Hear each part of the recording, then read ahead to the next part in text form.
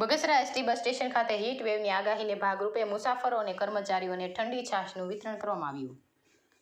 અમરેલીના Bagasara ST bus station ખાતે depot manager N M. Gadhvi મેડમના માર્ગદર્શન હેઠળ એસટી કર્મચારી મંડળ બગસરા દ્વારા મુસાફરો અને કર્મચારીઓ માટે ઠંડી છાશનું વિતરણ કરવામાં આવ્યું.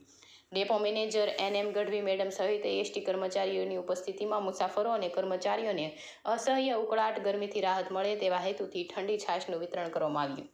એસટીના કર્મચારીઓ દ્વારા પ્રશંસનીય સારી કામગીરી કરવામાં આવી.